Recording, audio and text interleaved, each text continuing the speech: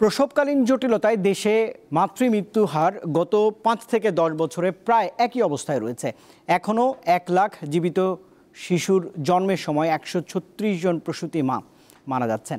অথচ 2030 সালের মধ্যে এই হার কমে 70-এ আনার লক্ষ্যমাত্রা নির্ধারণ করেছে বিশ্ব স্বাস্থ্য সংস্থা। বৃহস্পতিবার রাজধানীতে এক অনুষ্ঠানে এসব তথ্যই দেন চিকিৎসকরা। তারা বলছেন, মাতৃমৃত্যু কমানোর জন্য সমন্বিতভাবে কাজ করতে হবে। প্রসব পরবর্তী 24 ঘন্টার মধ্যে রক্তক্ষরণ, খিঁচুনি এবং রক্ত স্বল্পতায় 55% প্রসূতির মৃত্যু হয়। এর প্রধান কারণ দক্ষ কর্মী ছাড়া প্রসব করানো, বাড়িতে প্রসব এবং প্রসূতিকে জটিল অবস্থায় হাসপাতালে নেওয়া। এখনও 54% প্রসব বাড়িতেই হচ্ছে।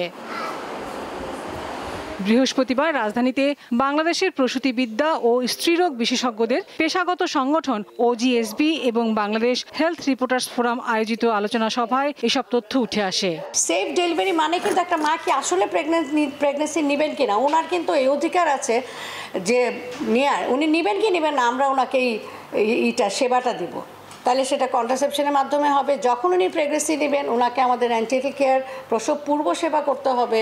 ডেলিভারির সময় একটি দক্ষ সেবাদানকারী হাতে ওনার ডেলিভারি হতে হবে। অনুষ্ঠানে চিকিৎসকরা জানান, অতিরিক্ত রক্তক্ষরণ ঠেকাতে জরুরি চিকিৎসার জন্য তারা স্বচ্ছ পলিথিনের ব্যাগের মাধ্যমে প্রসব পরবর্তী রক্তস্রাব মাপার একটি পদ্ধতি বের করেছেন, যেটির তাৎক্ষণিক ব্যবহারে প্রসূতির জীবন বাঁচানো সম্ভব। গর্ভ হয়ে যাওয়ার পরে প্রত্যেকটা মহিলারই চান্স থাকবে উচ্চ রক্তচাপ হওয়ার। তাহলে সে যদি নিয়মিত ক্যালসিয়াম খায় এবং যারা হাই রিস্ক, ধরেন ফ্যামিলিতে হাইপারটেনশন আছে, আগেরবার তার প্রিক্লামশিয়া হয়েছিল, তারা যদি রাতে 2টা করে 150 মিলিগ্রাম অ্যাসপিরিন খায়, তাহলে কিন্তু 25% কমানো যায় গর্ভকালীন উচ্চ রক্তচাপ। তারা জানান, এই পদ্ধতি অত্যন্ত সহজলভ্য এবং নার্স ও ধাত্রীরা হাসপাতালে এটি তৈরি করে ব্যবহার করতে পারবে। মা এখানে শুয়ে আছে, মায়ের কোমরের নিচে ব্যাগটা, ডেলিভারি হচ্ছে, সব রক্ত এটার মধ্যে পড়ছে। লাবণী গুহ, দীপ্ত সংবাদ, ঢাকা। এবং এটা আমরা তৈরি